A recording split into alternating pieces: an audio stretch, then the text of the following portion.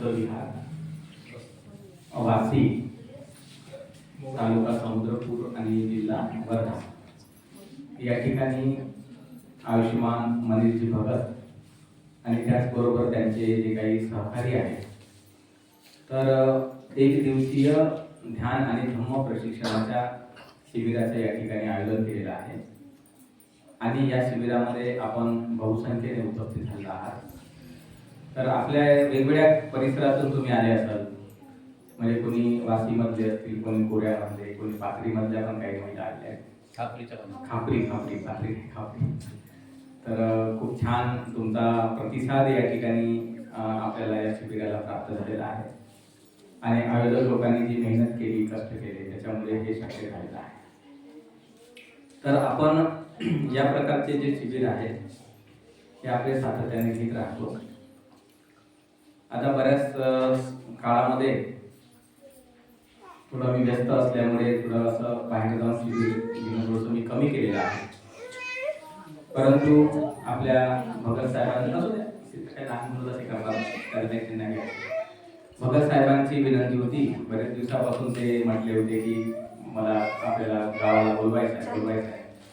आम्ही म्हटलं तुम्ही या वर्षावासाच्या काळामध्ये बोलवून घ्या, कारण चांगला काळ आहे म्हटलं। हा, सगळीकडे बिहारामध्ये कार्यक्रम होत राहतात, तर येत आहे म्हटलं आपल्याला म्हणजे आपण आणून म्हटलं। तर मग अशा पद्धतीने आजचा दिवस हा चांगला दिवस आहे। पौर्णिमेलाच घ्यायचं होतं 7 तारखेला, पण ते शक्य झाले नाही। हा पौर्णिमेचाच काळ समजला पाहिजे, काही हरकत नाही।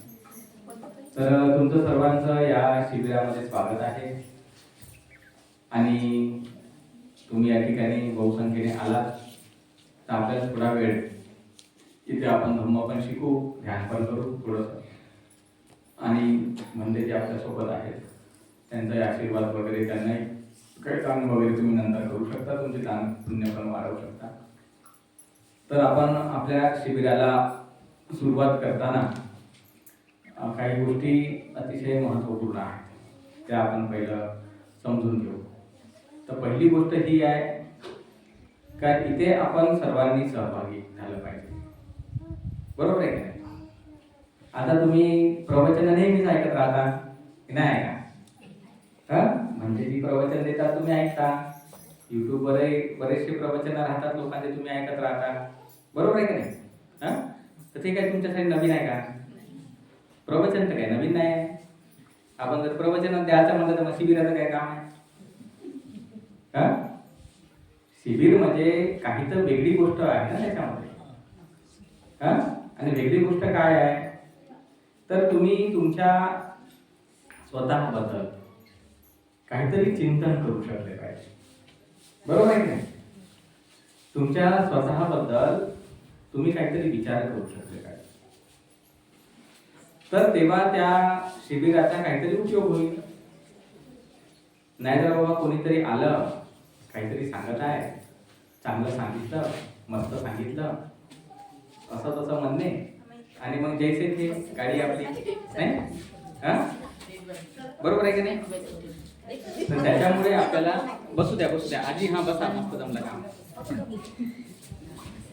तर त्याच्यामुळे आपल्याला काही महत्त्वाच्या ज्या गोष्टी असतात त्या अशा आहेत की आपण थोडं आपल्या स्वतःबद्दल शिकण्याचा प्रयत्न केला पाहिजे, की जेणेकरून आपल्याला आपलं स्वतःचं जीवन चांगलं बनवता येईल, बरोबर आहे का नाही? स्वतःबद्दल आपण का शिकलं पाहिजे? कारण आपलं जीवन आपल्याला चांगलं बनवता आलं पाहिजे। बाबासाहेबांनी आपल्याला जे जीवन दिलं ते चांगल्या पद्धतीने जगण्यासाठी दिलं का कसंही जगण्यासाठी दिलं? चांगलं जगण्यासाठी दिलं ना। नाही कसं तरी जीवन तर आपलं आधी होतं। कसंही जगायचं म्हटलं तर काय पूर्वी लोक कसंही जगत नव्हते का? तर मग आपल्याला चांगलं जीवन जगायचं आहे। मग आता चांगलं जीवन जगायचं आहे म्हटलं तर त्याचा काही क्रायटेरिया लागेल ना, बरोबर आहे का नाही? जसं आता तुम्ही कपडे घ्यायला जाता दुकानामध्ये, मग कोणताही कपडा उचलून आणता का? कसला बाबा दिसला कपडा तर आणला घरी, असं होते का?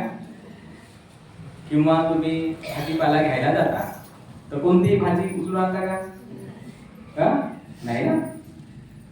मग आपण विचार केला पाहिजे की भाजी तुम्ही किती वेळ खाणार? एकच वेळ खाल. आणि कपडे तुम्ही किती वेळ घालणार? 1 वर्ष घाल, 2 वर्ष घालाल. त्यापेक्षा वर तर काही कपडा टिकणार नाही कोणता. बरोबर आहे का नाही? म्हणजे जी गोष्ट तुम्ही एक वेळ खाणार आहात ती गोष्ट तुम्ही पारखून निरखून घेता नाही. जी गोष्ट तुम्ही 1-2 वर्ष वापरणार आहात ती गोष्ट तुम्ही पारखून निरखून घेता. आणि धम्माच्या बाबतीत कधी विचार करता तुम्ही? आहे की नाही? तुमचं अज्ञान किती मोठं अज्ञान आहे. ज्याच्याने तुमचं जीवन चालते त्याच्याच गोष्टीच्या बाबतीतच तुम्हाला काहीच माहित नाही. जीवन तुमचं कशाने चालत आहे? तुम्ही जिवंत कशामुळे आहे सांगा बरं. तुम्हाला माहित आहे जिवंत तुम्ही कशामुळे आहे? आपण चिंतन करायचं. मी आताच सांगितलं, विचार करा. 1 मिनिट घ्या थोडासा करा. प्रत्येकाने विचार करा तुम्ही जिवंत कशामुळे आहे. चला मी तुम्हाला 1 मिनिट देतो. करा विचार प्रत्येकाने.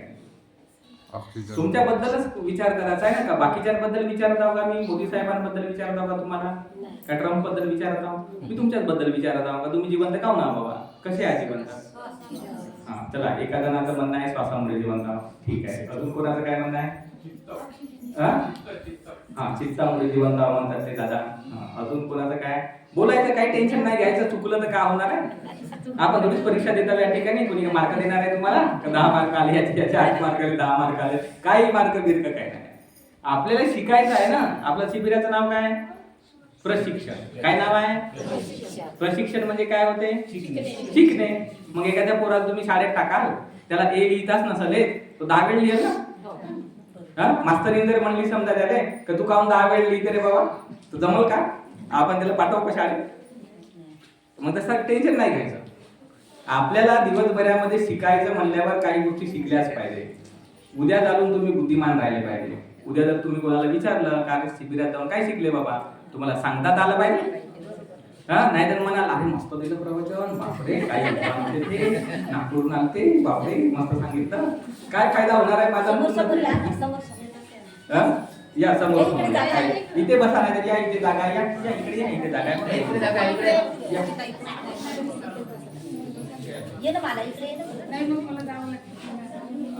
बरं ठीक आहे. तुम्ही मागे बसा. इथे बसा. ज्यांना जात ना ते पुढे बसा, ज्यांना जात ते मागे बसा. बरोबर आहे. तर आपण जे आहे आपल्या स्वतःबद्दलच शिकत आहोत की नाही? आपल्या दुसऱ्याबद्दल काही शिकायची नाही सध्याच्या काळात. आता आपण शिबिरामध्ये आपल्याच बद्दल शिकत आहोत. आता मी थोडस वेगळ्या पद्धतीने बोलू शकतो बरं, पण मी या पद्धतीने याच्यासाठी बोलत आहोत कारण तुम्हाला ते समजलं पाहिजे.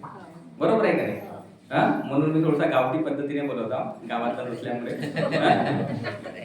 तर काही हरकत नाही, भाषेवर काही जाऊ नका. हसता खेळता आपलं शिबिर आपल्याला पार पाडायचं आहे. तर आता कोणकोणते विषय आले? श्वासामुळे जिवंत आहो एखादा विषय आला. दुसरे म्हणले आमचे उपासक म्हणले चित्तामुळे जिवंत आहो. अजून सांगा. ते चित्त चेतना जे असेल ते. अजून ते ताई म्हणताय आचार विचारामुळे जिवंत आहो. 3 झाले. अजून सांगा. तुम्ही सांगा. तुम्ही काऊन जिवंत आहात एवढे दिवस पर्यंत? हे बघा निसर्गामध्ये बघा बरं बुद्धी प्रत्येकाकडे आहे. विचार करायला आपण लावत नाही, त्याच्यामुळे मग विचार करत नाही माणूस. आता बघा बरं विचार करायला लावल्यावर कसं ज्ञान तुमच्याकडूनच यायला लागलं. हे बघा निसर्गामध्ये जिवंत आहोत. अजून सांगा. झालं एवढंच? हे बघा धम्मामुळे जिवंत आहोत म्हणतात. आणि तुम्ही मेहनत तर गोष्ट विसरल्या. ऑक्सिजन झाला. जेवण तुम्ही तिथे तुमचा आवडता विषय तोच विसरून गेले तुम्ही. जेवण पाहिजे का नाही? जेवणाशिवाय राहील का? पाण्याशिवाय राहील का? अन्न पाणी लागेल की नाही? मग आता तुमच्या लक्षात येऊन गेल्या या गोष्टी का तुम्हाला जगण्यासाठी अन्न लागते की नाही? अन्न तुम्हाला जगण्यासाठी पाणी लागते. बरोबर आहे? तुम्हाला जगण्यासाठी श्वासोश्वास लागतो, म्हणजे ऑक्सिजन वगैरे जे आहे ते लागतं. बरोबर आहे? तुम्हाला या जगात जगाचं म्हणल्यावर तुमचं मन तर लागल. मनच नसेल तर कसे जगाल? मतिमंद राहील एखादा माणूस तर त्याला उठायचं समजल नाही, बसायचं समजल नाही, कुठे शी करायची कुठे सू करायची त्याला समजल नाही. तर आपण काय म्हणणार? नसता जन्मला तर झालं असतं म्हणणार.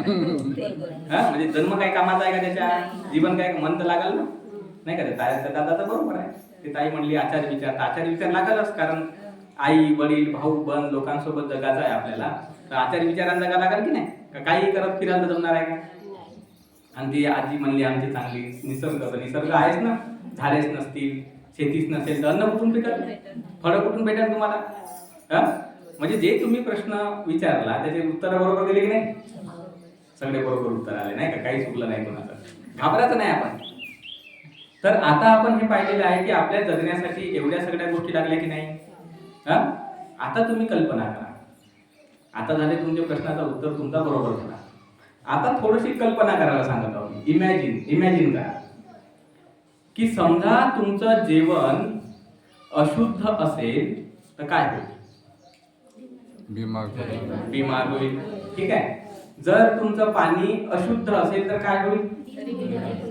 जर तुम्हाला हा प्रदूषणचा श्वास असेल, तिथे कार्बन डायऑक्साईड, मोनॉक्साईड किंवा असं सल्फर काय पण असेल तर त्याच्यात काय होईल? बिमार व्हाल का नाही बिमार? आता तुमचं आचार विचार समजा कोणी दारूच पेत असेल, झगडेच करत असेल, मारामारीच करत असेल तर काय होईल? दुःखी होईल, परेशानी होईल की नाही माणसाला? आणि तुम्ही झाडं तोडून टाकले, समजा शेतीमध्ये पाऊसच नाही पडला बरोबर वेळेवर, ठीकठाक पाऊस नाही पडला तर शेतीच नाही पिकली तर काय होईल? उपासमारीची वेळ येते नाही. म्हणजे आता मला तुम्ही सांगा, तुमचं जिवंत राहणं याचे जे नियम आहेत तर त्याच नियमांमध्ये तुमचं दुःख आहे का त्याच्या बाहेर आहे? दुःख कशात आहे तुमचं आता? याच्या बाहेर आहे का? मग तुम्ही बाहेर कुठे शोधत आहात? दुःख तुमचं तर तुमच्या अवतीभोवतीच आहे, सुखही तुमच्या अवतीभोवती आहे, दुःखही तुमच्या अवती. तुम्ही शोधत कुठे आहात? या देवाकडे जा, त्या देवाकडे जा, तुमच्या परिसरामध्ये ते काय तो आमचे नग्न बाबा, तुकाराम, विठ्ठू बाबा भेटेल का त्याच्यानं? तुम्ही नका जात, तुमच्या एकट्याचा नाही विषय ना हा. एवढे लोक बसून ऐकता विचार आहे नाही का? तुम्ही नाही जात असाल पण दुसरे कोण जात असतील तर.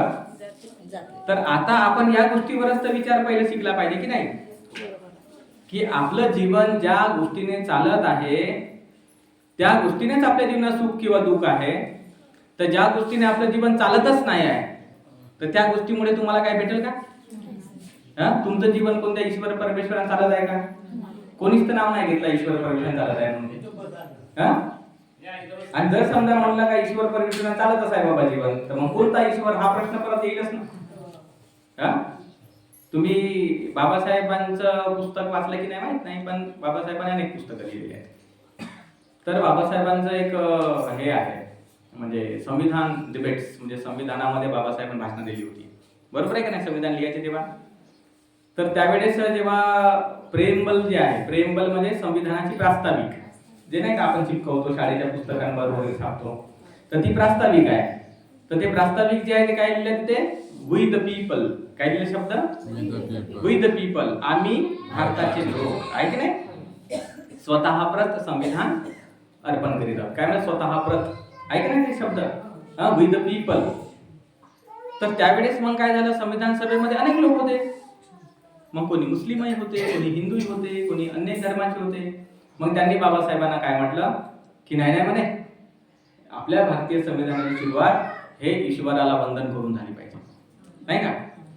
काय म्हणले ते? ईश्वराला वंदन करून झाली पाहिजे सुरुवात. हे काय तुम्ही वी द पीपल लावलं म्हणे या ठिकाणी? आम्ही भारताचे लोक, आम्हाला भारताचे लोक नाही, वंदन सुरुवात पहिलं याच्यापासून झाली पाहिजे, देवापासून. तर देवापासून. तर बाबासाहेबांनी मग तिथे तो प्रस्ताव मांडला आणि म्हटले की तसं तर करता येणार नाही. तर त्यावेळी जे संविधान सभेमधले बुद्धिमान काही लोक होते, तर त्या लोकांना बाबासाहेबांचं जे मत आहे ते पटलं. तर बाबासाहेब त्या ठिकाणी म्हणाले की कोणत्या देवापासून सुरुवात झाली पाहिजे? तुमचं बरोबर आहे, झाली पाहिजे सुरुवात, देव झाली पाहिजे, पण कोणत्या आहे का नाही? कारण जर आपण म्हटलं समजा बा रामापासून सुरुवात झाली पाहिजे, तर भारतातले बरेचसे लोक आहेत जे रामाला मानत नाही. तुम्ही म्हणले कृष्णापासून सुरुवात झाली पाहिजे, बरेचसे लोक असे आहेत जे कृष्णाला मानत नाही. बरेचसे लोक आहेत जे हनुमानाची पूजा करणार आहेत. कोणी कोणी तर लक्ष्मीची पूजा करतात, कोणी कालीची पूजा करतात, कोणी दुर्गाची पूजा करतात. मुस्लिम समुदायामध्ये कोणी अल्लाहची पूजा करतात, ख्रिश्चन समुदायामध्ये लोक जिजसची पूजा करतात. मग आता प्रश्न हा पडला ना का कोणत्या देवाचं नाव लिहायचं तिथे? नाही का? आता देव आले काय? आणि समजा जर एका देवाचं नाव लिहून टाकलं आपण आता जो व्यक्ती रामाला मानतच नाही आहे तो का माझ्या देवाचं नावच नाही म्हणा, संविधान माझं नाही आहे. हं? मी कृष्णाला मानतो म्हणाल, रामाला मानतच नाही, मग अडचण नाही निर्माण होईल का? मग बाबासाहेब म्हणाले ही अडचण काही कामाची नाही आणि हे कामाचंच नाही म्हटले. वी द पीपल, आम्ही भारताचे लोक आहोत आणि हे संविधान आमच्या लोकांसाठी आहे. नाही ना, हे कोणत्या देवासाठी नाही, परमेश्वरासाठी, ईश्वरासाठी, हे लोकांसाठी आहे, आपल्या कल्याणासाठी आहे, आपल्या मंगल्यासाठी आहे. बरोबर आहे का नाही? मग बाबासाहेबांसारखे एवढे महान व्यक्ती तुम्हाला सांगून गेले का संविधान तुमच्यासाठी आहे, हे नियम तुमच्यासाठी आहे. तर मग आपल्या डोक्यामध्ये अंधश्रद्धा ठेवण्यामध्ये काय होणे, आपलंच नुकसान करणे आहे की नाही? तर ही जी बाब आहे ही तुम्ही पहिलं समजून घ्या मनामध्ये, की आता तुमचं जीवन तुमच्या हातामध्ये आहे, दुसऱ्याच्या हातात नाही. आणि जर समजा तुमच्यापैकी काही लोक घाबरत असतील की बाबा रे आम्ही तर देवाची एवढ्या दिवसापासून पूजाच करत आलो, की इथे गेलो तिथे गेलो, आणि जर समजा आता आम्ही मानणं सोडून दिलं तर आम्हाला भगवान बिलबन लागली तर, आम्हाला कालरा बिलरा झाला तर, आमच्या घरचं कोणी मेलं बिलं तर, आमच्या घरचं कोणी बिमार पडलं तर, आणि आमची परिस्थिती बिघडून गेली, नुकसान झालं तर, शेती बिती नाही पिकली तर असे जे डोक्यामध्ये प्रश्न येत असतील, कारण येतात ना, घाबरते माणूस, भयभीत होऊन जाते.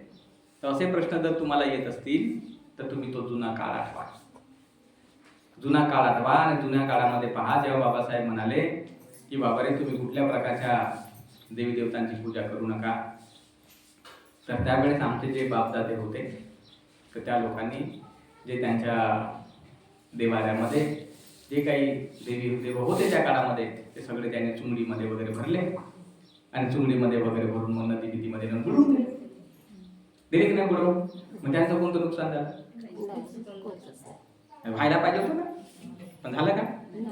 उलट ज्या समाजाने या प्रकारच्या अंधश्रद्धाचा त्याग केला तर तो समाज आज समोर गेला की नाही?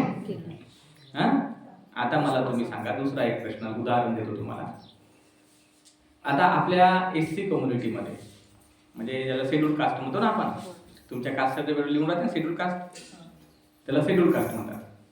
आता त्या शेड्यूल कास्टच्या कास्ट सर्टिफिकेटवर जे गाव आहे, महाराष्ट्रामध्ये एकूण किती जाती आहेत शेड्यूल कास्टमध्ये? महाराष्ट्रामध्ये म्हणजे आपल्या महाराष्ट्रात किती आहेत? महाराष्ट्रात आहे का? महाराष्ट्र आहे का? तुम्हाला शेड्यूल कास्ट नाव आहे तुमचं? पण एकूण किती जाती आहेत? 59 जाती आहेत. किती जाती आहेत? 59. किती मोठा आकडा आहे? 59 जाती आहेत की नाही? मग त्या 59 जातींपैकी कोणत्या जातीचा जास्त विकास झालेला आहे? बौद्ध जातीचा किंवा महार जातीचा, बरोबर आहे. मग 58 जाती कुठे गेल्या? त्याचा काऊन नाही विकास झाला? व्हायला पाहिजे तो विकास आहे की नाही? आरक्षण तर सर्वांनाच भेटलं, असं थोडीच काय भेटलं का महार जातीला आरक्षण, असं आहे का? एसटी साठी आरक्षण आहे ना. मातंगांना आहे, मातंग आहे, सांबार आहे, मांग आहे, बोलार आहे, नाही का, खाटीक आहे, अनेक जाती आहेत. मग 59 जातींपैकी फक्त महार जातीचा विकास झाला आणि बाकीच्या 58 जाती जिथच्या तिथे जाग्यावरच आहेत, कुठेच नाही गेल्या, त्या बिलकुल तशा अवस्थेमध्ये आहेत, दयनीय अवस्थेमध्ये आहेत. मग कोण जबाबदार आहे याला? आरक्षण जबाबदार आहे का? भारत सरकारने तुम्हाला आरक्षण दिलं, सर्वांना, सर्व जातींना आरक्षण दिलेलं आहे. असं तर थोडीच आहे की महाराजांना काय निवडून आरक्षण दिलं, असं बिलकुल नाही. मग विकास का नाही झाला त्यांचा? कारण त्यांनी हा बुद्धिवादी बाबासाहेब स्वीकारला नाही, आणि आपण काय केला? बाबासाहेब स्वीकारला. आणि समजा आपण जर कोणी म्हणूनही टाकलं, समजा आता अलीकडच्या काळात, की चला बाबा तुम्हाला आम्ही आरक्षण देतच नाही, तर आमचा समाज काय म्हणू शकते आज? महार समाज, अरे चल ठीक आहे, मला नाही तर नाही, मला आम्हाला काय करायचं आहे, आमच्याकडे बाबा हमारे पास बाबासाहेब पुरून पुरते म्हणे. कुठे बाबासाहेबाला आरक्षण होतं? एवढे मोठे MA PhD DSc 12ला शिकले, आरक्षण होतं का त्यांना? होतं का? मग आरक्षण नसून सुद्धा ते तेवढे मोठे 12ला शिकले. जिद्द होती त्यांच्यामध्ये, विचार होता त्यांच्यामध्ये. रामजी बाबांनी त्यांना अक्कल दिली होती. मग आता बाबासाहेब आपल्याला अक्कल दिली, तर आपल्याला का फरक पडते? उपाशी राहून आपले पोरं आपण शिकवू शकतो. एवढी धमक आता आपल्यामध्ये आली की नाही? 2 वेळे खातात, 1 वेळे खातील आपले मायबाप, पण आपल्या मुलाला शिकवतील. म्हणजे एवढी हिंमत बाबासाहेबांनी आपल्याला दिली ना. तर बाकीच्या समाजाने काय केलं, तो बाबासाहेब स्वीकारलाच नाही स्वीकारला त्याने बिचाऱ्यांनी. जे अंधश्रद्धा करत बसले, जे पूजापाठ करत बसले, जे वेगवेगळे सण उत्सव करत बसले, वेगवेगळे त्यांचे जे काही आहे काढत बसले यात्रा बित्रा, तर म्हणून त्यांची परिस्थिती पाहिजे त्या प्रमाणात सुधारलेली आपण पाहत नाही. आणि त्यांच्या परिस्थितीला न सुधारण्यासाठी हे बौद्ध लोक किंवा महार लोक जिम्मेदार आहे असं सुप्रीम कोर्टने म्हटलं आणि जातीमध्ये उपवर्गीकरण करण्याचा एक नवीन विचार त्यांनी मांडला. आता ती सुप्रीम कोर्टची गोष्ट चुकली नाही का बरं? कारण समान अधिकार होता सर्वांनाच, त्यांनी त्यांची प्रगती करायला पाहिजे होती.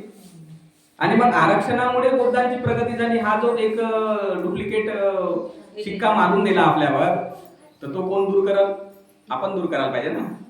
आपली जी बदल झाला तो बाबासाहेब आंबेडकरांच्या विचारामुळे झाला. आपला जो बदल झाला आपण बुद्धाचा धर्म स्वीकारल्यामुळे झाला. बरोबर आहे का नाही? आपल्याला जे चांगली सुधारणा झाली ती आपल्या शिलामुळे झाली, सदाचारामुळे झाली. आपल्या लोकांनी बऱ्यापैकी अनेक ठिकाणी तुम्ही पहा आपल्या समाजातलं दारू पिण्याचं प्रमाण कमी झालेलं आहे. पण तेच तुम्ही पारधी समाजात पहा, तेच तुम्ही बंजारा समाजात पहा, तेच तुम्ही मांग विभागित समाजामध्ये पहा, प्रत्येक घरातला माणूस दारू पिण्यासारखा पेटे, त्याच्या बाया आहे दारू पितात. कारण त्यांना हा सीलच नाही माहित ना, सुरा मेरे म्हणजे माझ्या ठाणा मेरे म्हणे त्यांना का दारू पिऊ बाबा. त्याच्यामुळे तिथे कंपल्सरी आहे सर्वांना. लहान लहान पोरं, आम्ही तिकडे जातो ना कधी गडचिरोली जिल्ह्यामध्ये वगैरे, एकदम छोटे छोटे बिलकुल 10 वर्षाचे 12 वर्षाचे पोरं गुटखे खाताना दिसतात, बिड्या पेताना दिसतात. मग आता त्यांना म्हटलं का काय रे बाबा, नाही माझा बापच पेटे म्हणते, तर काय तंबाखू खाताना दिसतात, ते बापच पेटे तर पो काय पेटे. त्यांना शिकवल कोण? आणि शिकवायला गेलं त्यांना आम्ही बुद्धाला मानत नाही म्हणते, बुद्धाचा आम्ही शिकू शकत नाही म्हणते, कारण बुद्धाला आम्ही मानत नाही. आणि गणपती तर शिकवायला येत नाही, शारदा देवी तर शिकवायला येत नाही, नाही का? तुमचं ते काली माता तर शिकवायला येत नाही. हे तर राहतात बिचारे आपल्या आपल्या मंदिरांमध्ये, ते तर कोणीच येत नाही शिकवायला. आणि 10 मग आता त्यांची परिस्थिती कशी बदलत? तशीच राहील की नाही? म्हणून आपण समजून घ्यायचं, आपण बाबासाहेबाला जेव्हा मानतो तर बाबासाहेबालाच मानत राहिलं पाहिजे. आपल्याला काही घेणं देणं नाही कोण काय करत आहे, जाऊ द्या, त्यांचा धर्म आहे ते करत बसतील, त्याच्याबद्दल आपण काही टेन्शन घ्यायचा विषय नाही. संविधानाने सांगून ठेवलेलं आहे का त्याच्या धर्माचं पालन त्याने करा, नाही का? ते करत राहू, आपल्याला त्याचं काही निंदा करायची गरज नाही ना, काही नाही. पण आपणच जर बुद्धिमान असून चुकीच्या मार्गाला जात असू तर आपण ते सोडून दिलं पाहिजे. काही आपल्यासाठी ते कामाचा विषय नाही. आपल्यासाठी जे कामाचं आहे ते आपण पकडलं पाहिजे. बरोबर आहे? तर आता हा इथपर्यंतचा विषय समजला? समजला? आता आता बिलकुल प्रॅक्टिकल गोष्ट सांगा, कोण कोण आता पालन करते या गोष्टींचं चुकीच्या? देवी देवता इकडे तिकडे कोण कोण जाणार आहे? कोणीच नाहीत का असतील? बरं लपून असतील आता गेला रे बाबा, तर मग कसं होईल बाबा असं म्हणत असतील मनात. पण सांगू नाही शकत तरी असं, पण काही हरकत नाही, नका सांगू, काही हरकत नाही सांगितलं तरी. पण आता हे लक्षात ठेवा की तुम्हाला काहीच होणार नाही. आणि जर समजा हलवण लागली तर लागू शकते ना, जर समजा लागली तर तुम्ही दवाखान्यात गोळी खा. आणि जर समजा असं काही झालं तर तुम्ही त्या प्रकारचा उपाय करा. कारण हे काही देवामुळे त्याच्या कोपामुळे वगैरे काही लागलेली राहत नाही. ते काय कावडा, ते तुमच्या गावात म्हणतात ना कावडा बसायला आणि पाणी तुटायला, तसा तो प्रकार राहते एखाद्या वेळेस. तर त्याच्यामुळे तो जो प्रकार आहे तर तो मानून घ्यायचा आपण. जर काही वाटलं दवाखान्यात जायचं, काही वाटलं बिमार पडले म्हणा, ताप आला म्हणा, कारण होते ना कसं तरी घाबरल्यामुळे, अरे आता मी जेव्हा सोडून दिले बाबा आणि आता मला कोविड झाला तर असं भीती वाटत राहते मनामध्ये, भीती वाटत राहते. तर भीतीमुळे मग काय बिमार पडून जाते माणूस. तर तुम्ही लहान मुलं आहेत ना आमचे छोटे बेबी वगैरे राहतात, तर ते मग कोणाच्या अंगी राहतात ना, म्हणतात ना वडिलांवर अवलंबून राहतात, आजोबावर राहतात. मग कधी त्यांना गावाला जावं लागते, मग ते त्यांना आजीची आठवण येते, आजोबाची आठवण येते किंवा वडिलाची आठवण येते. तर मग ते काय होतात, ताप येते त्यांना, येते की नाही? त्यांना आठवण येते सारखी सारखी त्यांची, आणि मग ते कोण दिसत नाही त्यांना, तर मग ताप येऊन जाते त्यांना.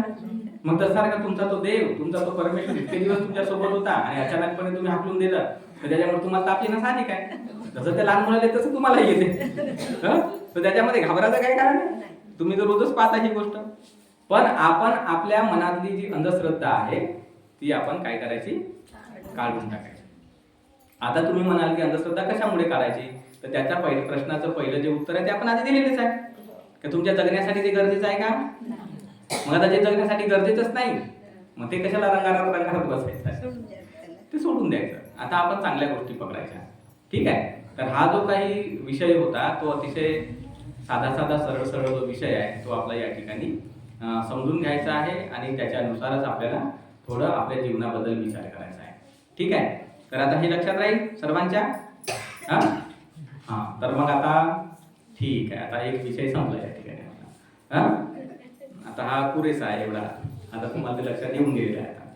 आता दुसरा विषय, आता सांगा आता दुसरा विषय कोणता. आता एक झाला विषय आपला, आता दुसरा विषय सांगा. आता तुमच्या जीवनामध्ये काय अडचणी आहेत. झालं ना. आता तुम्ही जगण्याबद्दल तर शिकले आणि तुम्हाला समजलं का जगण्यासाठी आता गोष्टी काही कामाच्या नाही, मेन गोष्टी आहेत त्या तुम्ही बरोबर ठेवा, नाही का. आता दुसरा विषय आहे की तुमच्यासाठी काय गरजेचं आहे, तुम्ही कोणत्या गोष्टीने दुःखी आहात जगामध्ये. आपले जे घर आहे, दार आहे, काय दुःखाचे काय आहे, तुम्ही कोणत्या गोष्टीमुळे परेशान राहता, दुःखी राहता, तर त्याच्यावर आपण चिंतन करायला पाहिजे. कारण आता आपल्याला जिवंत आहो बरोबर आहे, पण दुःखी राहण्यापेक्षा सुखी राहावं लागेल ना तुम्हाला. का नुसतं जिवंत राहणं पसंत आहे का माणसाला. त्याला वाटते का जिवंत आहोत तर बरोबर आहे, पण थोडं सुखी राहिलं पाहिजे माणसाने. तर सांगा आता तुम्हाला दुःखी करणाऱ्या कोणत्या कोणत्या गोष्टी आहेत. हा पैसा एक गोष्ट आहे, एक गोष्ट आहे. दुसरा पैसा एक गोष्ट आहे.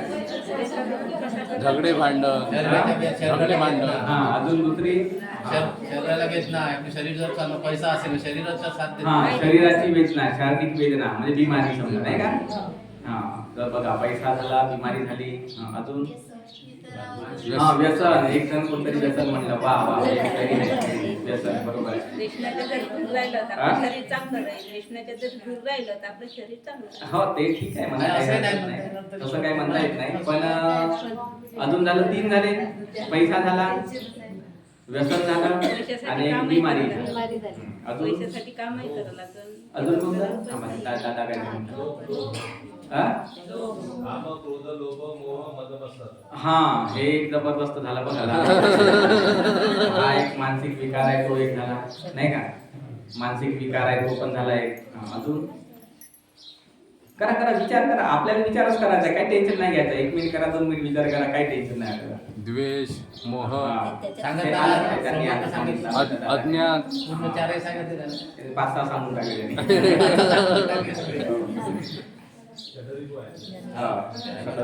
त्याने सांगितले. अजून लावा विचार लावा, तो झाला. डबल नका सांगू आता. नवीन नवीन सांगा. विचार करा दुसरा. नवीन सांगा. नवीन ते आलं त्याच्यातच. सगळे अज्ञानात सगळे अज्ञानात. बघा लावा दिमाग लावा. चलो लगाव दुःखी जन्म आहे म्हणून आम्ही दुःखी आहोत. हा एक जन्म आहे दुःखी म्हणून दुःखी आहोत आम्ही. आपल्याला मृत्यू जेव्हा होते तेव्हा त्याचंही आपल्याला दुःख होते. दुःखी आहे म्हणून दुःखी आहोत. अज्ञान आहे म्हणून अज्ञानामुळे सगळं आहे. जे राहणारे आपल्या सोबत असतात परिवारामध्ये ते एक दुःखच आहे समजा. ते आपल्याला जन्म नकळत असल्यामुळे त्याचं दुःख होते. म्हणजे ते आलं ते जन्माला कारण ते म्हणजे आपलं तिथे हे असतं, भावना असतात गुंतलेल्या, पण त्याचं दुःख होतं. चला लावा. विचार करा. आपापसात नका बोलू. विचार करा. विचार विचार सांगा. करा, विचार, काहून दुःखी आहे तुम्ही. विचार करा. प्रत्येकाबद्दल विचार करा. आता आपणच आपला विचार करून टाका. पैसा तर सांगितलं, पण पैसा असला पण दुःख तर आहेच ते. त्यांचा नाही आर्थिक सोड बरोबर नसला तर परत नाही ते तर बरोबर आहे. परत आपल्याला मानसिक म्हणजे समजा बरोबर नसली, आपलं शरीर संपत्ती बरोबर नसली तर पैसा काय करायचा. साधारण पैसा हे बी दुःखच आहे ना. तब्येत बघा आरोग्य म्हणा. आपलं शरीर तर चांगलं राहिलं, हा. पैसा हे बरोबर कमावता येईल. शरीर जर चांगलं नाही राहिलं, पैसा काय करायचा. शरीराच्या वेदना झाल्या. शरीर आपण आपलं चांगलं जाऊ शकतो. सगळ्यात महत्त्वाचं आहे का शरीर तुमचं योग्य असलं पाहिजे. त्यासाठी तुम्हाला याची अजून करा विचार करा. अजून झाला. आता तो विषय आला. पैसा झाला, व्यसन झालं, हे मनाचे विकार झाले. हे आहे का द्यायचं. तृष्णा हा अविद्या तृष्णा नाही का ते एक आलेलं आहे. हा, अजून लावा विचार करा आपल्याकडे बहुत डोकं आहे प्रत्येकाकडे. तुमच्याकडे 100 डोके आहेत नाही का, माझ्याकडे तर एकच आहे. आता बघा 100 लोक आहेत, 100 डोके झाले. भौतिक जगात आपण जीवन जगत असताना दुःख हा भौतिक जगात बरं ठीक आहे, जाऊ द्या, तुम्हाला काही डोकं चालत नाही. आमच्या डोक्यामध्ये सांगत ना दुःखच आहे तर ठीक आहे, पण आता हे तर गोष्ट खरी आहे, हे तर गोष्ट खरी आहे का दुःख आहे दुःख आहे का नाही आहे? आहे हा? दुःख शिवाय आहे ना, प्रत्येकाला दुःख आहे ना. बरं आता ते कन्फर्म राहा बरं, म्हणजे फिट. कारण कसं मग तुम्ही म्हणाल का बाबा दुःख आहे असं म्हणतो, मग मी तशानुसार सांगेन. मग तुम्ही मध्येच म्हणाल का नाही आम्हाला तसं नव्हतं म्हणायचं बाबा, तुमचं प्रवचन चुकलं, असं नाही झालं पाहिजे. बरोबर आहे की नाही? बिना दुःख तुम्ही पहिला कन्फर्म करून घ्या की खरंच दुःख आहे का नाही. जर खरंच आहे असं वाटतं का मग मी समोरचं सांगतो. नाही तर ठरवून टाका थोडंसं पहिले. आपल्या मनाविरुद्ध गोष्ट झाली तरी आपल्याला दुःख होते. हा हे बघा, हे एक गोष्ट आली नवीन. असं नवीन नवीन येते मनाविरुद्ध बरोबर. जर झाल्या कोणत्या गोष्टी तर तरी दुःख होते, हे बघा, हे एक गोष्ट आली. मग असं नवीन नवीन येते बघा. विचार केल्यावर. हा. प्रत्येकालाच आहे. मनाच्या विरुद्ध झालं त्याला दुःख. हा? काय म्हणतात? अपघात हा अपघात म्हणा, ते Accident, माणसाला accident. मुलगा, हो, बरोबर आहे, ते पण दुःख आहे. तर बापरे किती दुःख आहे नाही, बहुत दुःख आहे जगात. आणि मग भगवान बुद्ध हा? तर दुःख आहे. हा हे एकदम महत्वाचा डायलॉग आहे बघा. असं म्हणून विचार करायला लागते 5 मिनिट. लगेच घाई गडबड केल्यावर सुचत नाही ना. आता बघा बरं, बरोबर त्यांना सुचलं 5 मिनिटानंतर. हा अजून 2 मिनिटं घेऊ आपण, अजून अनेक आयडिया. कारण असं तुम्ही कॉन्टेम्प्लेट व्हा, ध्यान करा थोडंसं, असं डोळे बंद करा, ध्यान करा. ध्यान करून आठवा काय रे, काय आहे काय आहे. आठवा, चला 2 मिनिटं, चला बंद करा डोळे. आठवा सर्वांनी काय काय काय काय दुःख आहे. गुरुजी काही सांगतच नाही, डोळे बंद करतात. कोण? गुरुजी पण सांगतात. गुरुजी त्याच्यात हेच आहे ना. ते नाही तुम्ही तुमच्याहून घ्यायचं आहे. गुरुजी सांगू का तर तुम्ही सांगा ना. हा. तर असं आहे. चला ठीक आहे, मग आता एवढे बदलाले शिबिर घेतलं सगळ्यांनी. एवढे आता झाले काय बरोबर. हा आता आपण याचा विचार करू. हा दुःख आहे एवढं मान्य केलं. आता एवढं सगळ्यांना मान्य आहे. हा, मान्य आहे. मान्य आहे ना ताई सर्वांना. काही दुमत नाही त्याच्यामध्ये. नाही ना दुमत काही. हा? बिलकुल सर्वांना आता कंपल्सरी मान्य होऊन गेलं. दुःख आहे.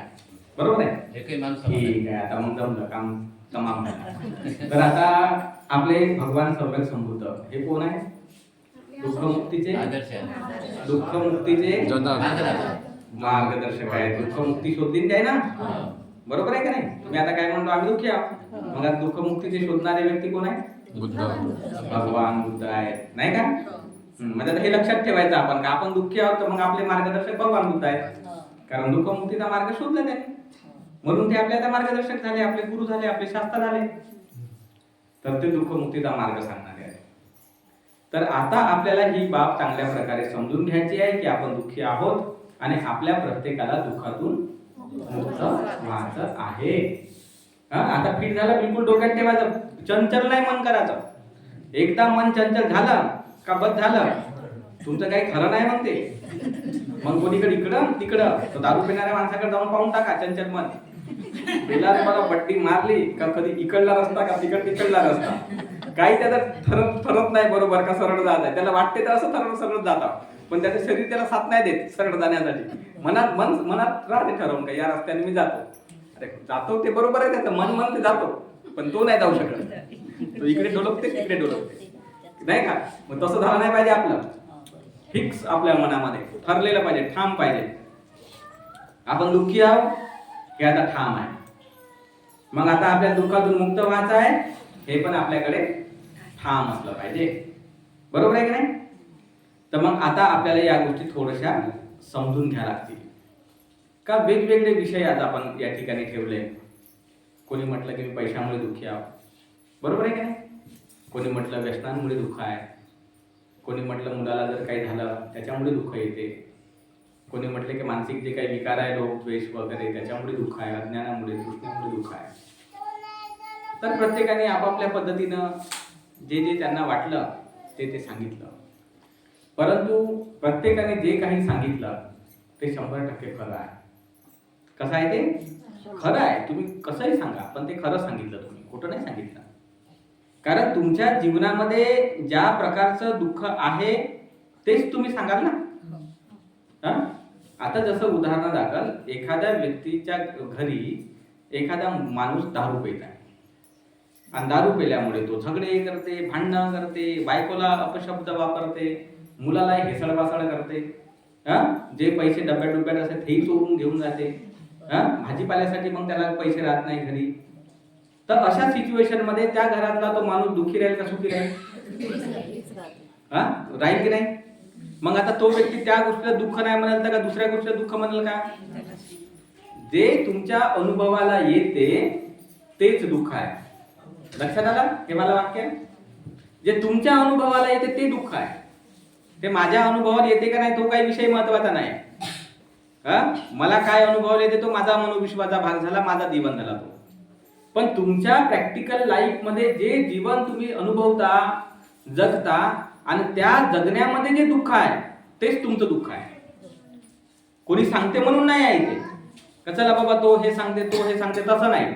तुम्ही रोजच्या जीवनात जे जगत आहात आणि त्या जगण्यामध्ये जे तुम्हाला वाटत आहे, अनुभव होत आहे तेच दुःख आहे.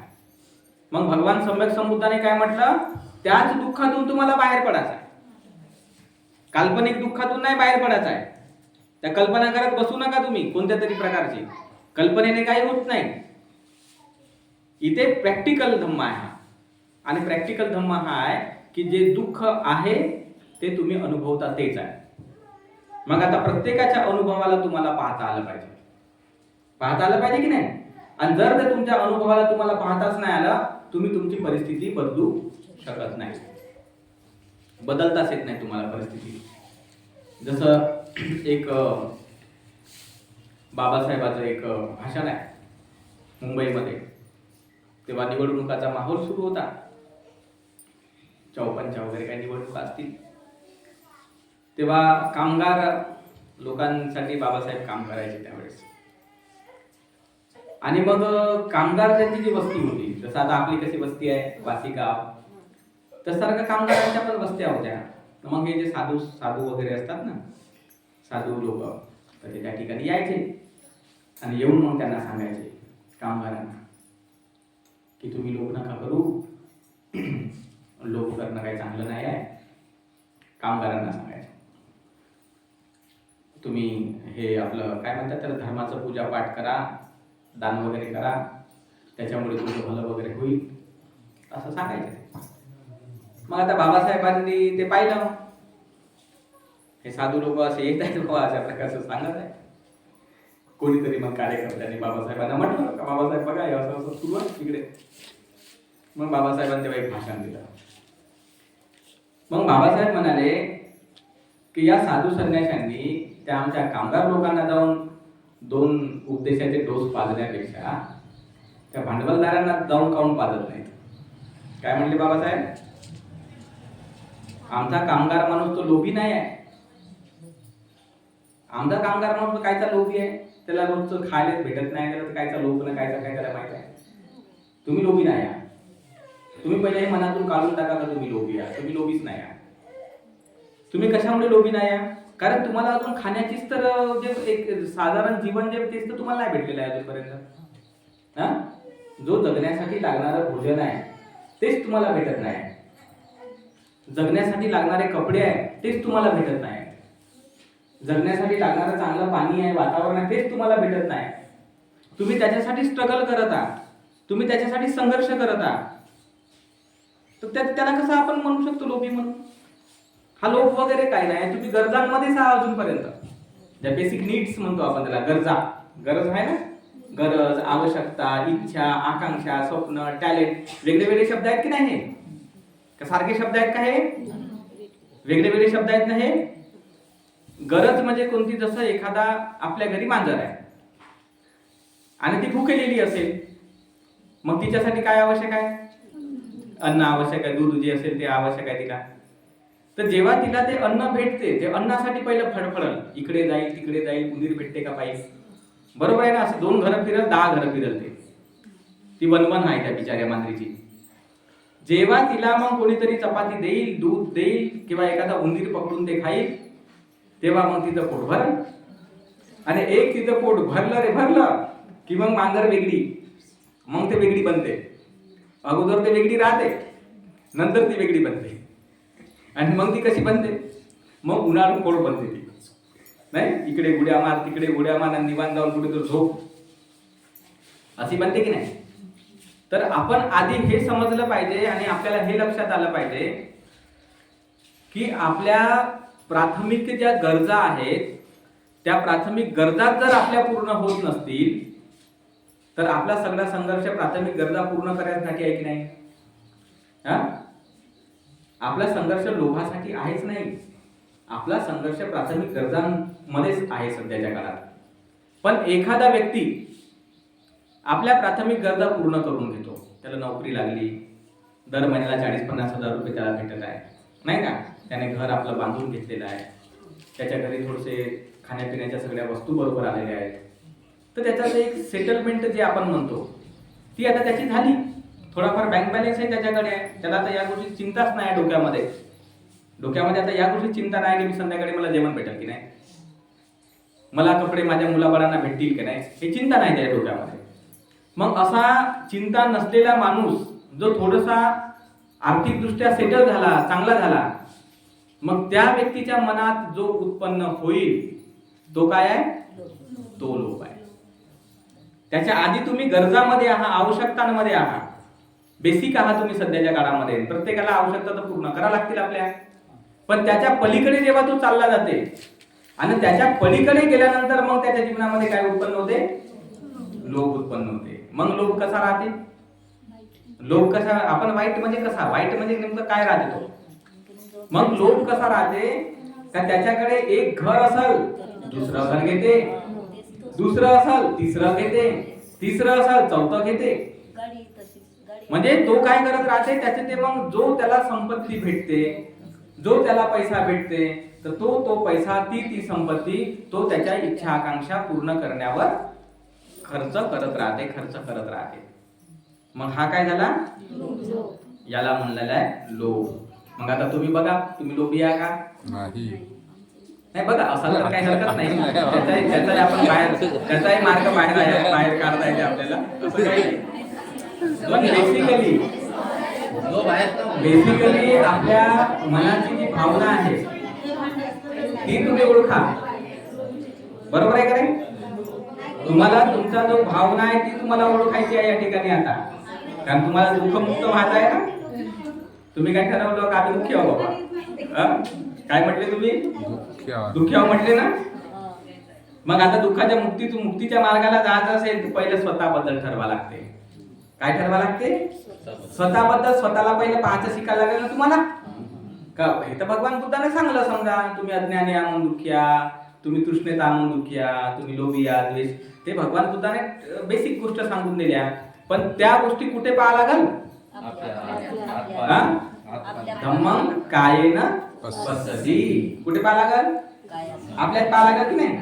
मग आपल्यात पहिले पाहा लागल ना का बाबा लोभ आहे, बरोबर आहे, लोभ दुःखाचं कारण आहे, बरोबर आहे. मग स्वतःला पाहा लागल की नाही का माझ्यात लोभ आहे का नाही आहे? मग तुम्ही जर जोपर्यंत स्वतःमध्ये पाहिलाच नाही तर मग लक्षात कसं येईल आहे की नाही? नुसतंच चाललं का? पहिले स्वतःमध्ये पाहा लागते की आपल्यामध्ये लोभ आहे की नाही. मग आपल्यामध्ये याचं निरीक्षण करावं लागेल तुम्हाला की बाबा रे, माझ्या प्राथमिक गरजांमध्ये मी संघर्ष करत आहो की त्या गरजा पूर्ण झाल्यानंतर माझ्यामध्ये अजून कोणत्या गोष्टी चाललेल्या आहेत, त्याच्यानंतर कोणत्या गोष्टी चाललेल्या आहेत, हे याचं पहिलं निरीक्षण करावं लागेल आपल्याला, बरोबर आहे. आणि हे निरीक्षण केल्याच्या नंतर आपल्या लक्षामध्ये येते की आपलं दुःख नेमकं काय आहे, तोपर्यंत लक्षात नाही. तर त्याच्यामुळे आपल्या जीवनामध्ये जे दुःख आहे ते आपण ज्या परिस्थितीमध्ये जगत राहतो त्या परिस्थितीमध्येच ते दुःख राहते, समजलं? त्याच्या बाहेर नाही राहत ते दुःख. जसं उदाहरण दाखल, आता गरमी होत आहे, सर्वांना समजा लाईट गेली, गरमी होत आहे, मग गरमी होणे दुःख आहे की नाही? आहे ना, गरमी होणे दुःख आहे. परंतु हे दुःख जे आहे ते 1 तासाच्या आधी होतं का? तेव्हा लाईट होती, फॅन होता का तेव्हा? नव्हतं ना. आता होऊ शकते 1 तासानंतर लाईट येईल, तेव्हाही कदाचित नाही राहील. म्हणजे ठरवलं पाहिजे आपण काही दुःख जे म्हणतो आपण तर नेमकं दुःख काय आहे. तर भगवान बुद्धाने जेव्हा म्हटलं लोभ हे दुःख आहे, आणि आता जे काय आपल्याला थोडं सेन्सेशन होतात तर या आता तात्पुरते आहेत ना, तात्पुरते आहेत की नाही या, तर त्याच्यामुळे आपल्याला ठरवा लागत असते थोडस पाहून की अरे माझं जीवन आहे, माझ्या जीवनामध्ये काय माझी अडचण आहे, कोणत्या गोष्टीमुळे मी परेशान आहो, कोणत्या गोष्टीमुळे मी उद्विग्न आहो, कोणत्या गोष्टीमुळे मी दुःखी आहो, हे आपल्याला ठरवा लागत असते. आणि तो ठरवूनच मग त्याच्यावर उपाय करावा लागत असते. प्रत्येक जण वेगवेगळे उपाय सांगतात. आता हजारो लोकांनी हजारो उपाय सांगितलेले आहे, पण ते आपल्या कामी येतात की नाही हा आपला महत्वाचा विषय आहे ना. जसं तुम्ही मेडिकल स्टोर्स मध्ये गेले, किती औषधे असतात तिथे, पूर्ण असे औषधं लावून असतात, पण आपल्यासाठी काही कामाचे असतात का? आपल्याला जे लागल तेच आपल्या कामाची आहे. तिकडे कोणत्याही औषधी असतील तर आपल्या कोणत्या कामाच्या राहतात काय? आपल्याला तेच कामाचं आहे जे आपल्यासाठी कामाचं आहे. डॉक्टर जे सांगत आहे का बाबा तुम्हाला ताप आला तर तुम्हाला तापाचीच औषध कामाची आहे त्या ठिकाणी, खोकला झाला खोकल्याचीच औषध कामाची आहे, म्हणजे ते कॅन्सरची राहील तर आपल्या काय कामाची आहे, पॅरालिसिसची राहील तर आपल्याला काय कामाची आहे, किंवा बाकीच्या अजून कोणत्या राहील तर आपल्याला काय कामाचे आहे. तशासारखं भगवान सम्यक संबुद्धांनी एवढा मोठा नॉलेज शिकवलेला आहे, पण तो आपल्या काही कामाचा नाही. कशामुळे नाही? कारण आपली समस्या काय आहे त्याच्यानुसार तो ज्ञान कामाचा आहे. पण आपली जर समस्या जर आपल्याला समजत नसेल तर तो ज्ञान जो आहे तो तसाच पडून राहते, पण आपल्या काही कामी येत नाही. मग आपण कितीही पूजा करतो, त्याची पाठ करतो, काही फायदा नसतो त्याच्या त्या पूजा पाठाने. मी काल परवाच आमच्या एका प्रवचनामध्ये सांगितलं धम्मपदाचं, तुम्ही ऐकलं असेल युट्यूबला, तुम्ही यांना पाठवून द्या युट्यूबची लिंक वगैरे, सर्वांकडे मोबाईल राहतात ऐकत बसतील नाही का. तर तिथे मी एक उदाहरण सांगितलं. तिथे मी म्हणालो की बाबासाहेब आंबेडकरांचा तुम्ही 10 लाखाचा जरी पुतळा उभा केला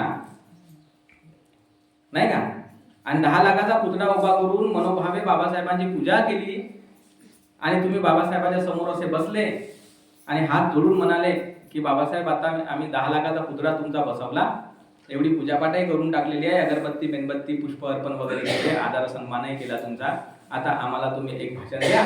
देईल का बाबासाहेब भाषण? देईल भाषण? भगवान बुद्धाची किती सोन्याची मूर्ती बसवली आपण, आता बरेच देशांमध्ये सोन्याच्या मूर्त्या बसवतात, लोक बसवल्या आहेत, पैसे आहेत बंद होतात, पण ते सोन्याची तेवढी मोठी मूर्ती असणारी लाखो करोडो रुपयाची मूर्ती एक तरी वाक्य सांगू शकते का तुमच्या कल्याणासाठी? नाही सांगू शकत की नाही. कल्याणासाठी सांगासाठी एखादा जिवंतच माणूस लागला ना. तो बिचारा कसाही असो, म्हातारा असो, दिसायला काडाकुडा असो, फाटके टुटके कपडे लावले असो, की एकदम टायकोट लावून ये असो, कोणीही असो, पण तो तुम्हाला माणूसच लागेल की नाही तुमच्या दुःखावर काही मार्गदर्शन करायला. तर मग आपण हे जाणलं पाहिजे की भगवान तथागतांचं ज्ञान कितीही असेल आपल्याकडे पुस्तकांमध्ये ग्रंथांमध्ये, पण त्या ज्ञानाचा आपल्या नुसार उपयोग जर करता येत नसेल तर तुमची समस्या सुटेल का?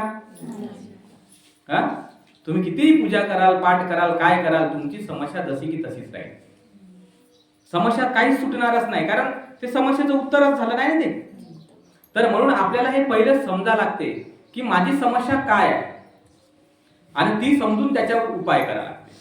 ठीक आहे, आता हा वाक्य लक्षात राहील की जी आपली समस्या, जे आपलं दुःख, जी आपली परेशानी, त्याच्यानुसारच आपल्याला भगवान बुद्धाचा किंवा बाबासाहेबांचा विचार स्वीकारता आला पाहिजे आणि त्याच्यानुसार काम करता आलं पाहिजे.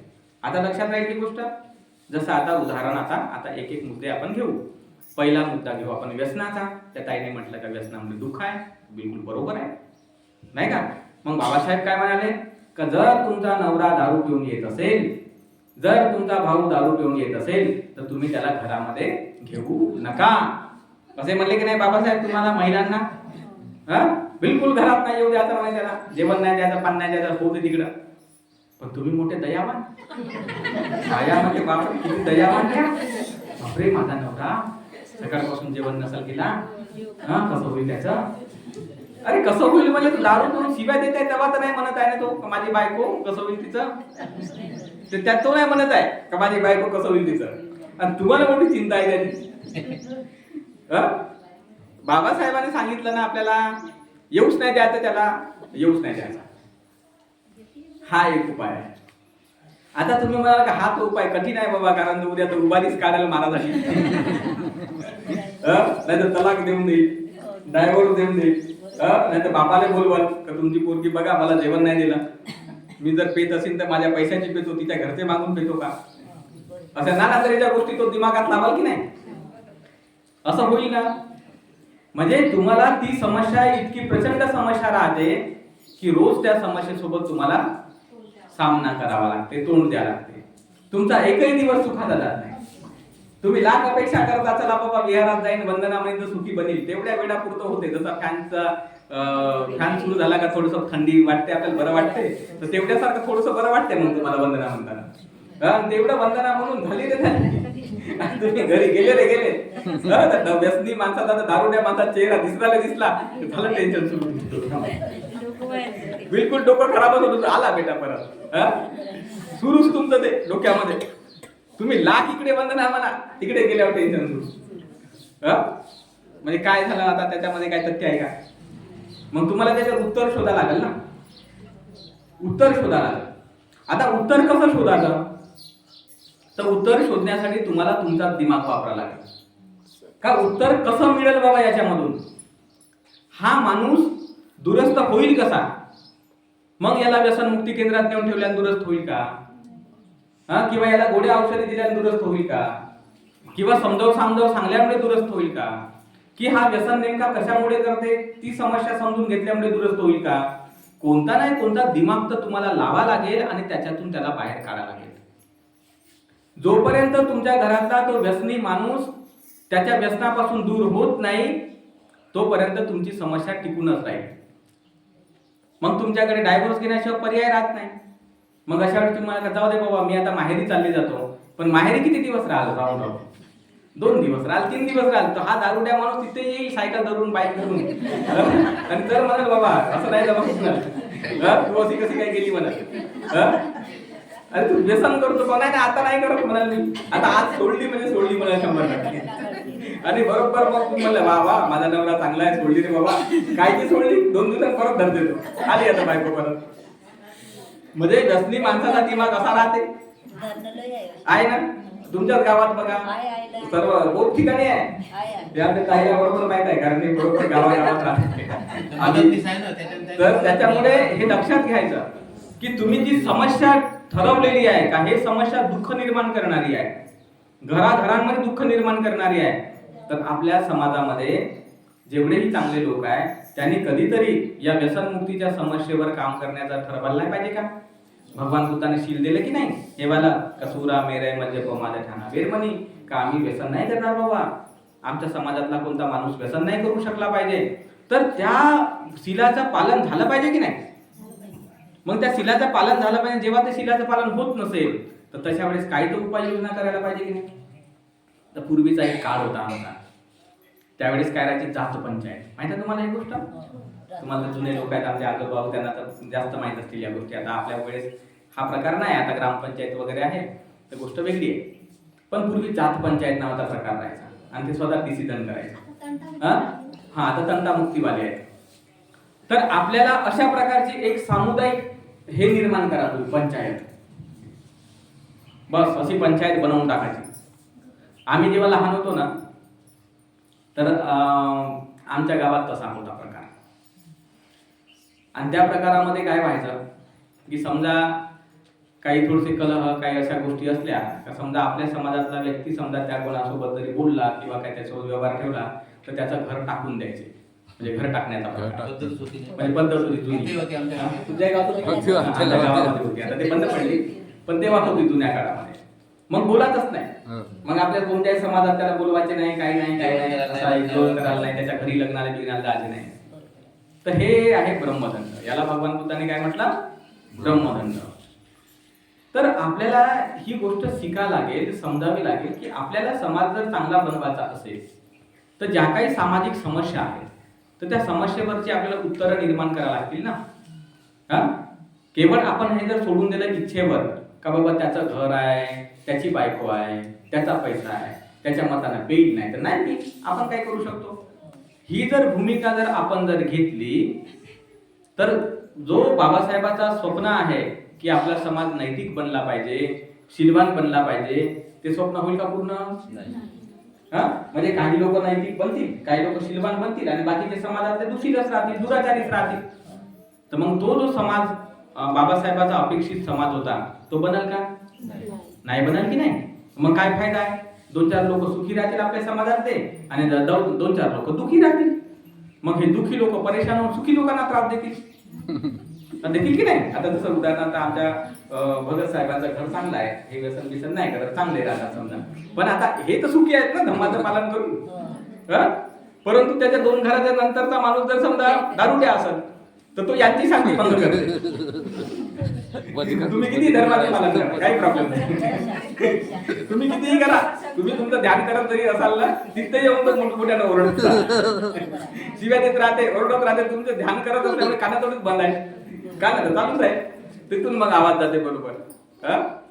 आणि मग त्याच्यामुळे आपला चांगला एकाग्र झालेला मन चिंतन होऊन जाते, चंचल होऊन जाते. मग आता दुःख आलं का नाही त्यांच्या जीवनात? बिचारे काही काम नाही बरं त्यांच्या जीवनात दुःख यात. बिचारे चांगले ध्यान करत बसलेले आहेत पण तरी दुःख आला. म्हणून बाबासाहेब काय म्हणाले की कोणतंही दुःख हे व्यक्तिगत नाही आहे, ते सामाजिक आहे. बरोबर आहे का नाही? आणि सामाजिक असल्यामुळे असा समाज निर्माण करण्याचा संकल्प बाबासाहेबांनी केला की जो समाज नैतिक दृष्ट्या चांगला असेल, शीलवान असेल, सदाचारी असेल. तर मग आता बघा बरं, व्यसन हे दुःख आहे की नाही? म्हणून भगवान बुद्धाने उपाय काय दिला त्याच्यावर? शूरा मेरय मज्ज पमादठाना वेरमणी सिक्खापदं समादियामी. का एक दुःख आपल्या समाजातलं ते दूर करण्यासाठी भगवान बुद्धाचं ते शील, ते सदाचरण, तो नियम आहे त्याचा. जसं दुःख तसा मार्ग. बरोबर आहे का नाही? तापाला पॅरासिटामॉल घ्यायची, तेव्हा तुम्हाला काही कामाची नाही मोठी औषधी, ते काही कामाची नाही. किती मोठी असू दे, आर्याष्टांगिक मार्ग आहे, बहुत मोठा आहे, पण तुमच्या काय कामाचा आहे? तुमचं दुःख ते आहेच नाही ना आर्याष्टांगिक मार्गाचा बाबा. तुमचं दुःख तर साधारण दुःख आहे सध्याच्या काळामध्ये. ते दुःख पार पडल्यावर मग तुम्हाला समजल, तेव्हा समजल, बाकीचं समजू आपण काय आहे. पण बेसिक जे दुःख तुमचं हे आहे की व्यसनाचं दुःख आहे. मग त्याच्यावर उपाय आहे शूरा मेरय मज्ज पमादठाना वेरमणी सिक्खापदं समादियामी. हे गाथा त्याच्यावरचं उत्तर आहे. मग आता लक्षात ठेवा. आणि हे कसं तुम्हाला करायचं हे तुम्ही ठरवा. की त्यांना प्रश्न विचारा की काय प्रॉब्लेम आहे बाबा, का व्यसन करतो तू, का या भानगडीमध्ये पडलेला आहे, काय तुझ्या अडचणी आहेत. मग काही मानसिक प्रॉब्लेम आहेत का, आर्थिक प्रॉब्लेम आहेत का, किंवा घरगुती काही प्रॉब्लेम आहे का. आपण जोपर्यंत हे काउन्सिलिंग सारखं करत नाही, त्या समस्यांना आपण बरोबर समजून घेत नाही, तोपर्यंत उत्तर नाही सापडणार याच्यावर. आपण जर म्हणलं का बाबा त्याचा तो पैसा आहे, त्याचा तो पाहत बसल, त्याचं ते जीवन आहे तो पाहत बसल, त्याची ती भट्टी आहे ते पाहत बसल, तसं नाही जमत या ठिकाणी. समाज जर चांगला बनवायचा असेल आपल्याला तर काही ठोस निर्णय घ्यावे लागत असतात आणि ते घेतलेच गेले पाहिजे. जसं तुम्ही मला सांगा, आपल्याला बाबासाहेबाचं मी भाषण याच्यासाठी सांगतो कारण बाबासाहेबांनी त्या काळामध्ये अतिशय महत्वाच्या चांगल्या गोष्टी सांगून ठेवल्या. तर बाबासाहेब त्यावेळेस काय म्हणाले की एखाद्या ब्राह्मण बाईच्या पोटामध्ये जर बाळ असेल तर ती काय करते म्हणे, कुठे जजची जागा रिकामी आहे का ते पाहते म्हणे. बरोबर आहे का नाही? म्हणे का नाही असे बाबासाहेब? पण आमच्या बाईच्या पोटामध्ये जर बाळ असेल तर कुठे चपराशीची जागा खाली आहे का पाहते. आहे का नाही? फरक पडला की नाही? फरक पडला ना. मग त्या ब्राह्मणांच्या बिमणांच्या वस्त्यांमध्ये लायब्ररी राहतात नाही, पुस्तकांची दुकान मोठे मोठे असे ग्रंथालय की जेणेकरून त्यांचे मुलं सकाळी उठले की त्यांना ग्रंथालयाचं तोंड दिसलं पाहिजे. मग त्यांना वाटलं पाहिजे अरे नवीन काही पुस्तक आली का वाचू दे. म्हणजे त्यांचा मुलगा विद्वानच बनत गेला पाहिजे, चांगलाच बनत गेला पाहिजे. आणि आमचे डोळे उघडले का दारूची भुट्टी, आमचे डोळे उघडले का पानखेला, आमचे डोळे उघडले की काहीतरी झगडा, कोणतरी भांडण, कोणाचं काही प्याव. मग आता काय मेंटॅलिटी बनल बरं तुमची, मानसिकता कशी बनल? जशी पाहिलं तसंच बनल ना. जो अनुकरण करते ना माणूस, कोणी असो काय करते, अनुकरण करते की नाही. जसं आता आपण जुना आमचा काळ होता समजा, तर तेव्हा मोबाईलच नव्हते.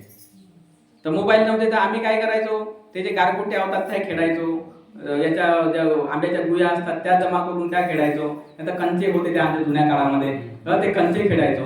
अरे जसा काळ आहे तसंच तुमचं अनुकरण राहील की नाही. आता मोबाईलचा काळ आहे, टीव्हीचा काळ. आता आमचा लहानचा अक्षर एवढूसा आहे तरी पण त्याला सगळं येते. मोबाईल चालू करणे, बंद करणे, हे पाहणे, ते पाहणे. 4च वर्षाचा आहे तरी त्याला एवढ्या गोष्टी येतात. आम्हाला आता काहीच नव्हतं येत. जसं अनुकरण आहे, समाज आहे, तसं माणूस घडल की नाही. मग आपल्याला सामाजिक वातावरणच आपण असं चुकीचं थोडंसं बनवून ठेवलं आपलं वळण, तर आपलं मन कळत न कळत कोणीकडे जाईल, चुकीच्या गोष्टीकडे जाईल की नाही. आजही आम्ही जेव्हा खेड्यापाड्यांमध्ये जातो तर आम्हाला लक्षात येते की पोरं 10वी पास होत नाहीत बरोबर, 12वी बरोबर पास होत नाही आणि खर्रे गुटखे खाण्यामध्ये आपला बराचसा वेळ घालवत राहतात. पांठिल्यांवर खर्रे घुटण्यामध्ये वेळ घालवत राहतात. म्हणजे त्यांना त्यांच्या वेळेचं मूल्य नाही आहे, त्यांच्या समयाचं मूल्य नाही आहे. का नाही आहे मूल्य? कारण ते गावामध्ये जेव्हा ते पाहतात सगळं निराशाजनक वातावरण पाहतात. त्यांना असं आशाजनक काही दिसतच नाही, काहीच आशाजनक दिसत नाही. तुम्ही हा विचार करा ना थोडासा. बाबासाहेब जर विदेशात गेलेच नसते तर काय झालं असतं? करा बरं विचार 1 मिनिट. तर कल्पना करा की बाबासाहेब लंडनला गेले नसते, काय झालं असतं? बाबासाहेब अमेरिकेला गेले नसते, काय झालं असतं? आपली परिस्थिती दुरुस्तच नव्हती. कारण जेव्हा बाबासाहेब स्वतः लिहितात की जेव्हा बाबासाहेब पहिल्यांदा अमेरिकेला गेले कोलंबियामध्ये, तर कोलंबियात गेल्यावर त्यांचे 6 महिने असेच चालले गेले. किती महिने? 6 महिने. त्यांना मोठी मजा आली बाबासाहेबांना कोलंबियामध्ये, कारण समतेचं वातावरण होतं. कोणी त्यांना असं म्हणत नव्हता का इथे नको बसू, तिथे नको बसू, इथे नको शिरू, तिथे नको शिरू, इथे नको. हे वातावरणच नव्हतं तिथे. तिथे समानता होती. सर्व माणसं, सर्व बाया, सर्व लोक एकमेकांमध्ये मिळून मिसळून राहत होते. आणि एवढ्या बालपणापासून त्यांनी जो अनुभव केला होता बाबासाहेबांनी, शाळेत बसायचा तर मागे बसा, बैलगाडीवर बसू द्यायचं नाही, हे जे अनुभव बाबासाहेबांच्या पाठीशी होते लहानपणातले, ते तिथे होतेच नाही, नव्हते त्या ठिकाणी. एक समतेचं वातावरण त्या ठिकाणी होतं. तर त्या समतेच्या वातावरणामुळे त्यांचं डोकं कसं बनलं? समतेचं बनलं की नाही. त्यांना तो विषय डोक्यामध्ये फिट बसला की अरे समानता कशाला म्हणतात, तर समानता याला म्हणतात. म्हणजे उदाहरण दिसलं ना त्यांना. ते उदाहरण दिसल्यामुळे बाबासाहेबांच्या दिमागात तो विचार आला आणि मग त्यांना अध्ययन करायला, अभ्यास करायला एक सुविधा निर्माण झाली आणि नंतर तिथून लंडनला वगैरे गेले. तर त्यांचा जो दिमाग जो वेस्टर्न कल्चरमध्ये जो घडला, समानतेच्या वातावरणामध्ये जो घडला, प्रदीर्घ काळ त्यांनी त्या समानतेच्या वातावरणामध्ये घालवला, तेव्हा मग देशात आल्यानंतर ती विषमता पाहून त्यांचं मन कसं व्हायचं? दुःखी व्हायचं, विचलित व्हायचं. त्यांना कसे ते विदेशातले लोक आहे समानतेने जगतात, तिथे काही वेगळे कप नाही कुणाला चहा प्यासाठी, तिथे जेवण साठी वेगळ्या थाली नाही ठेवलेल्या, अस्पृश्यांच्या वेगळ्या, सवर्णांच्या वेगळ्या, असा काही प्रकार नाही. सर्व लोक बिलकुल समानतेने जेवण करतात, चहा पितात, उठतात, बसतात. तिथे काही कोणावर बंधनं दिसत नाही. आणि आमच्या देशामध्ये मग त्यांना मन दुःखी व्हायचं काय बाबासाहेबांचं, आणि म्हणून मग ते पेटून उठायचे, म्हणायचे की बिलकुल चालणार नाही. वातावरण किती महत्वाची गोष्ट आहे. तर तुम्ही तुमच्या खेड्यापाड्यातलं जे वातावरण आहे, जर अशा प्रकारच्या व्यसनाधीनतेला चालना देणारं जर वातावरण असेल, तर मग आपले तरुण पोरं त्या मार्गाकडे जातील की नाही? कारण आपल्याकडे उपाय नाही ना, आपण निर्माण करून ठेवला तसा. उपाय निर्माण करावा लागेल की नाही आपल्याला? मग उपाय काय आहे त्याचा? व्यसनापासून दूर राहणं हा त्याचा उपाय आहे. मग व्यसनापासून दूर राहायचं असेल तर पहिला आपल्या मेंटॅलिटीवर काम करावं लागेल आपल्याला.